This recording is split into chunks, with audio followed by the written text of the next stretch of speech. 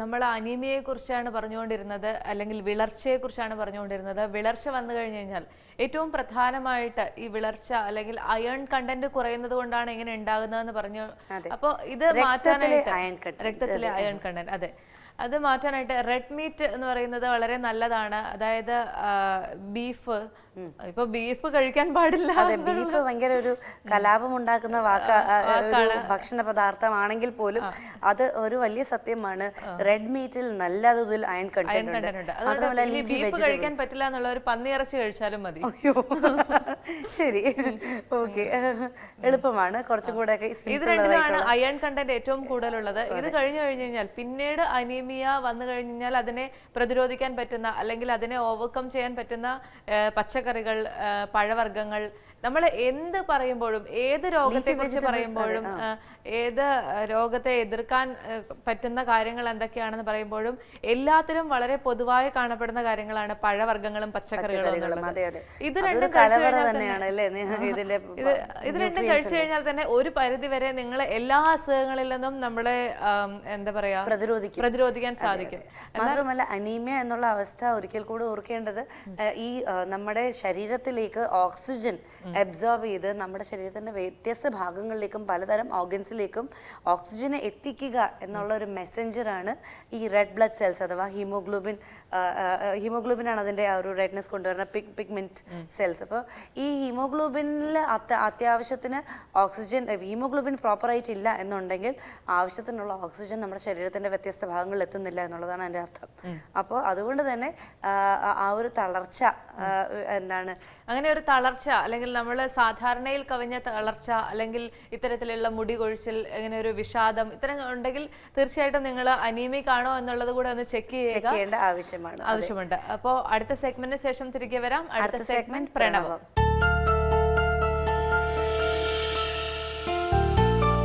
നമസ്കാരം. ജ്യോതിഷത്തിന്റെ കാണാപ്പുറങ്ങൾ തേടുന്ന പ്രണവത്തിലേക്ക് എല്ലാ പ്രിയപ്പെട്ട പ്രേക്ഷകർക്കും സ്വാഗതം. ജ്യോതിഷ സംബന്ധമായ നിങ്ങളുടെ സംശയങ്ങൾക്ക് മറുപടി നൽകുന്നത് പ്രശസ്ത ജ്യോതിഷാചാര്യനായ ശ്രീ സുഭാഷ് തന്ത്രികളാണ്. സ്വാഗതം ചെയ്യാം. സ്വാഗതം സർ. സർ, ഇപ്പോഴത്തെ പല വീടുകളിലും കാണാറില്ല എങ്കിലും ഒരു കാലഘട്ടത്തിൽ എല്ലാ വീടുകൾക്കും പലതരം സ്റ്റെപ്പുകൾ വെക്കുക എന്നുള്ളത് വീടിൻ്റെ ഒരു അലങ്കാരം കൂടിയായിരുന്നു. അപ്പോൾ ഒറ്റയക്ക നമ്പറിൽ, അതായത് 1, 3, 5 അങ്ങനെയുള്ള അത്തരത്തിൽ സ്റ്റെപ്പുകൾ വെക്കുന്നവരുണ്ട്. 2, 4, 6 അങ്ങനെ സ്റ്റെപ്പുകൾ വെക്കുന്നവരുണ്ട്. അപ്പോൾ ചിലർ പറഞ്ഞ് കേൾക്കാറുണ്ട് ഇങ്ങനെ ഒറ്റ അക്കത്തിൽ വെക്കാൻ പാടില്ല, 1, 3 ആ ഒരു നമ്പറിൽ ഒരിക്കലും സ്റ്റെപ്പുകൾ വെക്കരുതെന്ന്. മറ്റു ചിലടത്ത് പറഞ്ഞ് കേൾക്കാറുണ്ട് ഇങ്ങനെ ഇരട്ടയിൽ വെക്കാൻ പാടില്ല എന്ന്. അപ്പോൾ ഇതിൽ ഏതാണ് സത്യം അല്ലെങ്കിൽ ഏതാണ് വാസ്തവം, അത് ഒന്ന് വിശദീകരിക്കാമോ സർ? ഇത് തന്നെ ഈ സ്റ്റെപ്പിൻ്റെ കാര്യത്തിൽ സംഭവിച്ചൊരു കാര്യം എന്താണെന്ന് വെച്ചാൽ, മുൻകാലങ്ങളിലെല്ലാം ഒറ്റ സ്റ്റെപ്പായിരുന്നു, 1, 3, 5 ആ രീതിയിലായിരുന്നു. ഇപ്പോൾ കുറച്ച് കാലമായിട്ട് അത് 2 സ്റ്റെപ്പിലാണ് വരുന്നത്. അത് ഇന്ത്യയിൽ മൊത്തം വന്ന ഒരു പ്രതിഭാസമാണ്. അപ്പോൾ എന്താണെന്ന് ചോദിച്ചാൽ അത് പറഞ്ഞു തരുന്ന ഒരു ആചാര്യൻ നമുക്ക് പറഞ്ഞു തരുന്നത് 2 എന്ന് പറയുന്നത് സ്ത്രീയും പുരുഷനും, അതായത് സ്ത്രീ മാത്രം അല്ല, അതേപോലെ പുരുഷൻ മാത്രമല്ല. അപ്പോൾ സ്ത്രീയും പുരുഷനും അതിനെ അനുബന്ധിപ്പിച്ച് അതിനോട് താരതമ്യം ചെയ്തിട്ടാണ് ഈ സ്റ്റെപ്പിനെ അവർ കണക്കൂടുന്നത് 2. അപ്പോൾ സ്ത്രീയും പുരുഷനെയും പ്രതീകമായിട്ട് ഒരു സ്റ്റെപ്പ്, ഒരു കുടുംബത്തിലേക്ക് ദമ്പതികൾ എന്ന് പറയുമ്പോൾ 2 പേര് വരണം, അതിന് വേണ്ടിയിട്ടാണ്. അപ്പം നമ്മൾ പറയുന്നത് വാസ്തു എന്ന് പറഞ്ഞാൽ, ഇതിനു മുമ്പ് പല പ്രാവശ്യം പറഞ്ഞിട്ടുണ്ട്, വാസ്തു എന്ന് പറഞ്ഞാൽ കണക്കാണ്, അളവാണ്. വസ്തുവിൻ്റെ വസ്തു വേറെ. വസ്തു എന്ന് പറയുമ്പോൾ ചില തെക്കൻ ജില്ലകളിലുള്ളവർ പറയും ഞങ്ങളൊരു വസ്തു വാങ്ങി. എറണാകുളം ജില്ലയിലുള്ളവരാണ് വസ്തു എന്നല്ല പറയാം, ഒരു സ്ഥലം വാങ്ങി എന്ന് പറയും. ഇത് തന്നെ തെക്കോട്ട് വരുമ്പോൾ പറയും ഒരു വസ്തു വാങ്ങി. അപ്പോൾ നമ്മൾ ഇത് എന്ത് വസ്തുവാണ്? അവിടെ നമ്മുടെ എറണാകുളം ജില്ലയിലൊക്കെ സാധാരണ ഒരു വസ്തു എന്ന് പറയുന്ന ഒരു സാധനം എന്ത് വാങ്ങിയാലും അതിനൊരു വസ്തു എന്ന് പറയും. ഇത് തന്നെ തെക്കോട്ട് വരുമ്പോൾ അത് ഭാഷാ ശൈലിയിൽ ഈ ഒരു സ്ഥലം വാങ്ങിയാലും അതിനൊരു വസ്തു വാങ്ങി എന്ന് പറയും. ഇത് തന്നെ വടക്കോട്ട് പോകുമ്പോൾ ഒരു ഇടം വാങ്ങി എന്ന് പറയും, ഒരിടം. അപ്പോൾ ഇതെല്ലാം ഭാഷാ പ്രയോഗങ്ങളുടെ വ്യത്യാസമാണ്. ഇപ്പോൾ സംഭവിക്കുന്നൊരു കാര്യം നമ്മൾ പറഞ്ഞിട്ടുണ്ട്, വാസ്തു എന്നാൽ അതിൻ്റെ വേദം എന്നാൽ അറിവ് എന്ന് പറയുന്ന പോലെ തന്നെ വാസ്തു എന്നാൽ അളവ് എന്നാണ് അതിൻ്റെ ഒറ്റ രീതിയിലുള്ള അർത്ഥം. അതിന് ഒരുപാട് വിഷയമുണ്ട്. എന്നിരുന്നാലും അപ്പോൾ ആ അളവിലേക്ക് വരുമ്പോൾ സംഭവിക്കുന്നൊരു കാര്യം, നമ്മൾ 1 എന്ന് പറയുന്നതോ 3 എന്ന് പറയുന്നതോ 5 എന്ന് പറയുന്നതോ 2 എന്ന് പറയുന്നതോ 4 എന്ന് പറയുന്നതോ 6 എന്ന് പറയുന്നതോ ഇതിനൊന്നും ഒരു പ്രസക്തിയും ഇല്ല എന്നുള്ളത് ആദ്യം മനസ്സിലാക്കുക. അതായത് നമ്മൾ വാസ്തു എന്ന് പറയുമ്പോൾ നമുക്ക് താമസിക്കാൻ പോകുന്ന ഗ്രഹത്തിൻ്റെ അളവിലേക്കാണ് വരുന്നത്. അപ്പോൾ ഇതിൽ ആചാര്യന്മാർക്ക് വരുന്നൊരു അബദ്ധം, ഈ പറഞ്ഞ 2, 4 ദമ്പതി കണക്കിലേക്ക് പോകാതെ നമ്മൾ യുക്തിക്ക് അവിടെ സ്ഥാനം വരികയാണ്. കാരണം നമ്മൾ മുമ്പൊരു എപ്പിസോഡിൽ പറഞ്ഞിട്ടുണ്ട്, ഒരു വീട്ടിലേക്ക് കയറുമ്പോൾ ആദ്യം നിൽക്കുന്ന ഭൂമി ലാഭം അല്ലെങ്കിൽ ഉത്തമം എന്നുള്ള കണക്കിലേക്ക് വരണം. നിൽക്കുന്ന ഭൂമി എന്ന് പറയുന്നത് നമ്മുടെ മിറ്റായിരിക്കും, അല്ലെങ്കിൽ താഴെ ഇപ്പോൾ ടൈലൊക്കെ ഇട്ടാണെന്നുകൊണ്ട് ആ രീതിയിൽ. എന്നിരുന്നാലും ആദ്യത്തെ പടി കയറുന്നതിന് മുമ്പുള്ളത് ലാഭം അല്ലെങ്കിൽ ഉത്തമത്തിലായിരിക്കണം ആദ്യത്തെ നിൽക്കുന്നത്, നമ്മുടെ മിറ്റം. മിറ്റം. അവിടുന്ന് അടുത്ത സ്റ്റെപ്പ് വയ്ക്കുന്നതായിരിക്കണം അധമം അല്ലെങ്കിൽ നഷ്ടം. ഇത് കഴിഞ്ഞ് അടുത്ത കാല് വയ്ക്കുന്നത് ലാഭം അല്ലെങ്കിൽ ഉത്തമത്തിലേക്കായിരിക്കണം. അപ്പോൾ 2 സ്റ്റെപ്പ് വെച്ച് കഴിഞ്ഞാൽ നിൽക്കുന്ന ഭൂമി ലാഭം എന്നുള്ളൊരു കണക്കിലേക്ക് വന്നാൽ അടുത്തത് നഷ്ടത്തിലേക്ക് പോകും. രണ്ടാമത്തെ സ്റ്റെപ്പ് ലാഭത്തിലേക്ക് വരും. മൂന്നാമത് നമ്മുടെ ഭവനത്തിലേക്ക് ഇറയത്തേക്കൊക്കെ കാലെടുത്ത് വയ്ക്കുന്നത് നഷ്ടത്തിലേക്ക് വരും. അപ്പോൾ ഈ 2 എന്ന് പറഞ്ഞ് വാദിക്കുന്നവർക്ക് ഈ പറഞ്ഞ യുക്തി അതിനെന്ത് മറുപടി ആയിരിക്കും പറയാ? അതേപോലെ ചിലർ പറയും നിൽക്കുന്ന ഭൂമി ഞങ്ങൾ കൂട്ടുന്നില്ല എന്ന് പറയും. അപ്പോൾ നമ്മൾ പറയും നിൽക്കുന്ന ഭൂമി കൂട്ടണ്ട, ഭൂമിയിലല്ലാതെ എയറിൽ നിന്നിട്ട് 2ാം സ്റ്റെപ്പ് മുതൽ കൂട്ടിയാൽ മതി. അപ്പോൾ അങ്ങനെ വരുമ്പോൾ മുകളിലേക്ക് കയറി കഴിയുമ്പോൾ അവിടെ ലാഭം സംഭവിച്ചു.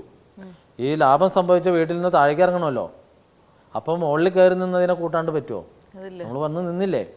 അത് ലാഭമായിട്ട് കൂട്ടി താഴേക്ക് എണ്ണുമ്പോൾ അവിടെ എന്ത് സംഭവിക്കും? അവസാനം ഇരട്ട സംഖ്യ വരുമ്പോൾ അത് നഷ്ടത്തിലേക്ക് വരും. അതാണ് യുക്തി എന്ന് പറയുന്നത്. അപ്പം ഇങ്ങനെയുള്ള യുക്തി, കാരണം നമുക്ക് വന്നൊരു കത്തിൻ്റെ ഒരു സംക്ഷിപ്ത രൂപമാണ് ഈ പറഞ്ഞത്. അപ്പം അതിന് പറഞ്ഞത് അവർ ചോദിച്ചൊരു ചോദ്യം, ചൈനീസ് ഫെങ്ഷുയിലുള്ള മറുപടികൾ ഞങ്ങൾ പരിശോധിച്ചു.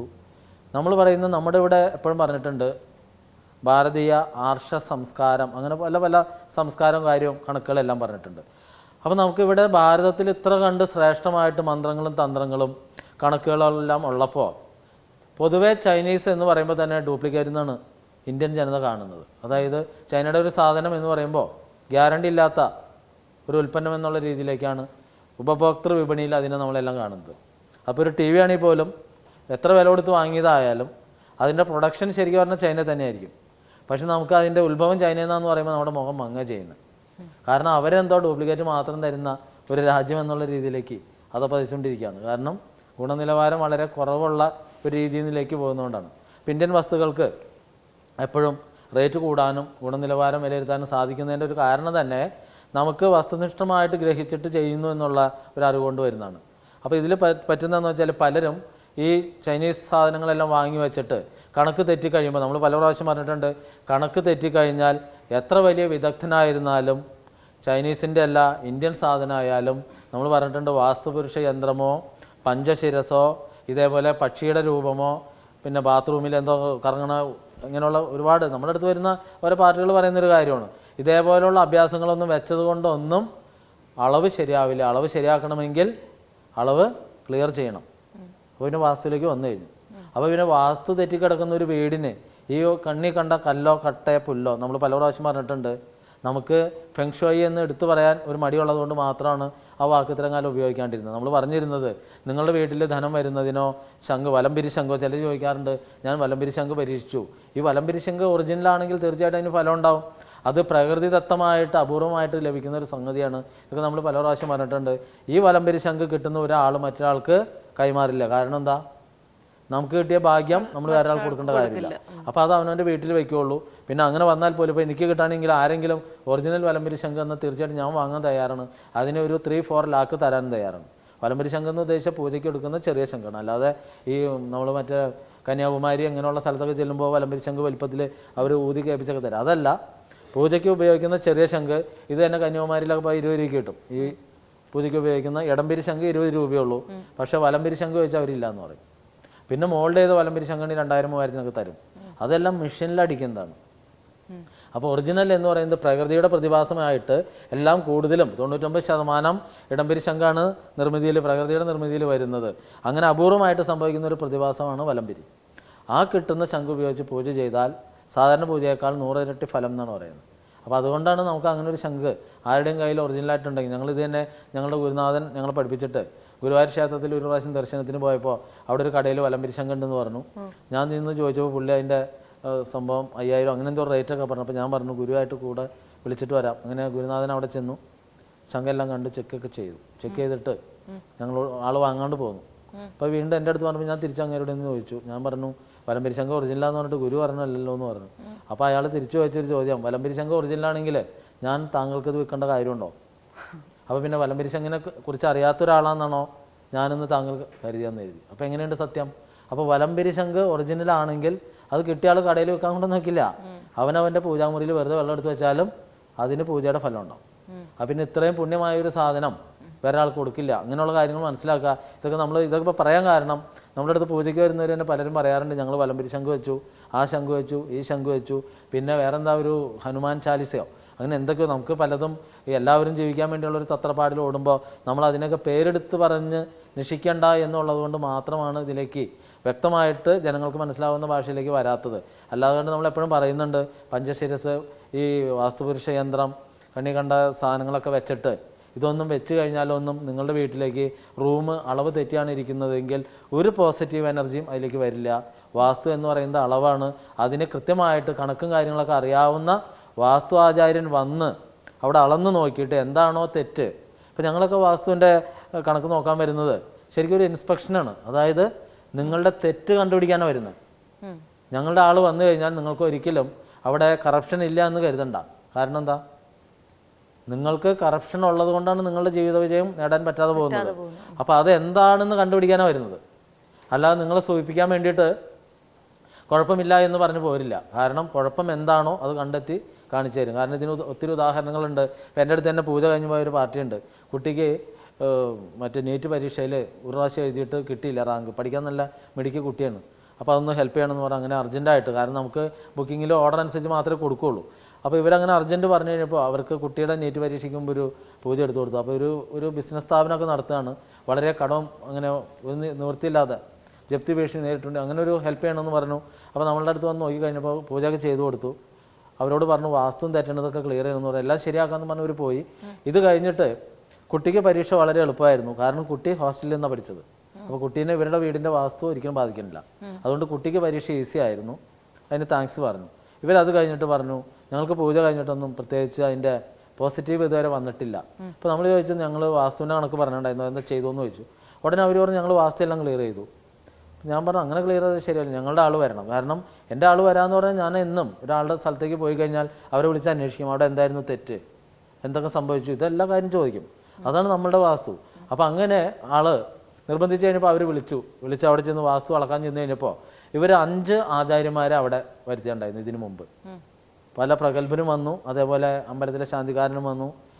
ക്ഷേത്രത്തിന് സ്ഥപതി എന്ന് പറയുന്ന, അതായത് ജനത്തിൻ്റെ ഒരു ധാരണ ക്ഷേത്രസ്ഥപതി എന്ന് പറഞ്ഞാൽ ക്ഷേത്രത്തിൻ്റെ സ്ഥാനം കാണുന്ന ഒരാളാണ്. ഇദ്ദേഹം എല്ലാം തികഞ്ഞ ആ ഒരു രീതിയിലേക്കാണ് ജനം കണക്കൂട്ടുന്നത്. നമ്മൾ പല പ്രാവശ്യം പറഞ്ഞിട്ടുണ്ട് ഒരു ക്ഷേത്രത്തിൻ്റെ സ്ഥാനം കാണാമെന്ന് പറഞ്ഞാൽ ആർക്കും കാണാം. കാരണം അതിന് പ്രത്യേകിച്ച് ഒരു സ്ഥാനമില്ല. ഒരു 10 സെൻറ്റ് സ്ഥലം സമചതുരമാക്കി എടുത്തിട്ട് അതിൻ്റെ കൃത്യമായിട്ട് സെൻറ്ററിൽ വരുന്ന, അതാണ് അതിൻ്റെ പോസിറ്റീവ് എനർജി കൂടിയിരിക്കേണ്ട സ്ഥലം. അവിടെയായിരിക്കും ഗർഭഗൃഹം. അതിനോട് 4 ചുറ്റും സമചതുരം വരുന്നതാണ് ക്ഷേത്രം. അപ്പോൾ ഇങ്ങനെ വരുന്ന ക്ഷേത്രത്തിന് പ്രത്യേകിച്ച് സ്ഥാനം കാണേണ്ട ഒരു കാര്യം അവിടെ ഇല്ല. കാരണം പല മഹാക്ഷേത്രങ്ങളിലും ഉപക്ഷേത്രങ്ങളൊക്കെ അവിടെ ഇരിക്കുന്നത് കോടിക്കുത്തിലിരിക്കുന്നത്. കോടിക്കുത്തിൽ അടുത്ത ക്ഷേത്രം വന്നിരിക്കുന്നത് കോടിക്കുത്തിലാണ്. അപ്പോൾ ഈ കോടിക്കുത്തിലിരിക്കുന്ന മഹാക്ഷേത്രങ്ങൾ പലതും ഞാൻ സന്ദർശിച്ചിട്ടുണ്ട്. അപ്പോൾ നമുക്ക് ബോധ്യപ്പെട്ടിട്ടുള്ളൊരു കാര്യം ക്ഷേത്രത്തിൻ്റെ വാസ്തു തെറ്റി എന്നുള്ളതുകൊണ്ട് ദേവൻ വന്ന് നമ്മളോട് പരാതി ഒരിക്കലും പറയില്ല.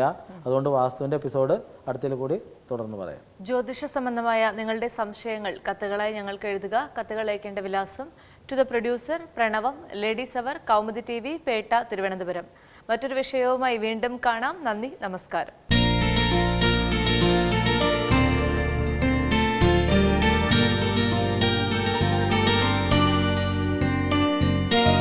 ഇന്നത്തെ എപ്പിസോഡിൽ നമ്മൾ അനീമിയ അഥവാ വിളർച്ചയെക്കുറിച്ചാണ് സംസാരിച്ചു വന്നത്. എന്ത് തന്നെ ആയാലും ശരിക്കും ഈ സിംറ്റംസ് എല്ലാം ശ്രദ്ധിക്കുക. സ്ത്രീകൾക്കാണ് കൂടുതലും അനീമിയ ഉണ്ടാവാനുള്ള സാധ്യത. അതുകൊണ്ട് തന്നെ സ്ത്രീകൾ ഇത്തരം കാര്യങ്ങൾ, പൊതുവെ സ്ത്രീകൾ എന്ന് പറയുന്നത് അവരവരുടെ ആരോഗ്യത്തെക്കാൾ കൂടുതൽ അവരവരുടെ കുടുംബത്തിന്റെ ആരോഗ്യം ശ്രദ്ധിക്കുകയും അതിനുവേണ്ടി കഠിന പ്രയത്നം നടത്തുകയും ചെയ്യുന്നവരാണ്. ഒരു ചെറിയ കറക്ഷൻ, സ്ത്രീകൾക്ക് മാത്രമല്ല വയസ്സായവർക്കും അനീമിയ കൂടുതൽ ഉണ്ടാകാനുള്ള സാധ്യതയുണ്ട്. അതെ. അപ്പോൾ ഏതായാലും സ്ത്രീകളെ സംബന്ധിച്ച് ഈ പറഞ്ഞ പോലെ ഒരുപാട് സ്ത്രീകൾക്ക് കണ്ടുവരുന്ന ഒരു പൊതു രോഗമായതുകൊണ്ട് തന്നെ സ്ത്രീകളാണെങ്കിലും ഇനി ആരാണെങ്കിലും ഇത്തരം കാര്യങ്ങൾ നമ്മുടെ ആരോഗ്യത്തെക്കുറിച്ച് വളരെ ശ്രദ്ധാലുവായിരിക്കുക.